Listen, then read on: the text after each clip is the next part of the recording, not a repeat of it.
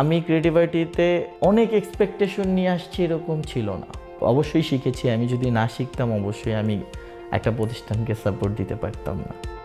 আমি এমডি পাভেল, জগন্নাথ ইউনিভার্সিটিতে আছি, কম্পিউটার সায়েন্স অ্যান্ড টেকনোলজিতে এমএসসি করছি।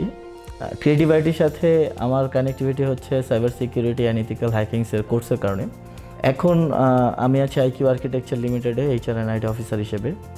ক্রিয়েটিভ আইটির থ্রো থেকে আসলে আমার কানেক্ট হওয়া আইকিউ আর্কিটেকচার লিমিটেড। তো সব মিলিয়ে আসলে ওখানে আমার যে আইটির যে সেক্টরটা পুরোটাই আমার দেখতে হয়। এছাড়াও পাশাপাশি বেশ কিছু প্রতিষ্ঠানের সাথে আমার কানেক্টিভিটি আছে। আর্নিংয়ের যে ব্যাপারটা, আর্নিং আসলে এই সেক্টরের আর্নিংগুলো আসলে নির্দিষ্ট বলা যাবে না, যতটুকু দিয়েছে আলহামদুলিল্লাহ।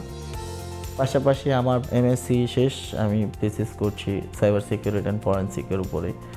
আমি আশা রাখি যে আমার এটা ইনশাল্লাহ আপনাদের দোয়া থাকলে অবশ্যই ভালো কিছু হবে, এবং আমি আমার লাইফে যেন সাইবার নিয়ে আসলে কিছু একটা করব, এটা আমার আসলে লক্ষ্য।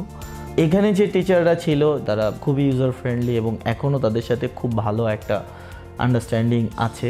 কোনো ধরনের কনফিউশন যদি থাকে তারা এখন পর্যন্ত আমাদের সাপোর্ট দিয়ে যাচ্ছে।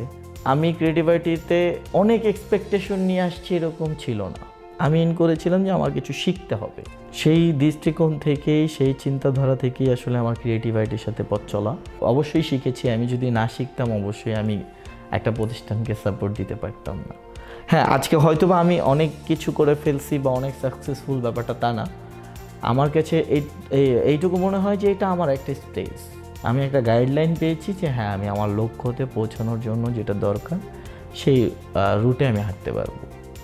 আর সবাইকে আমি এইটুকু বলবো যে নিজেকে সেফ রাখেন, নিজের ইনফরমেশনকে সেফ রাখেন, তাহলে আপনি অবশ্যই সিকিউর ফিল করবেন।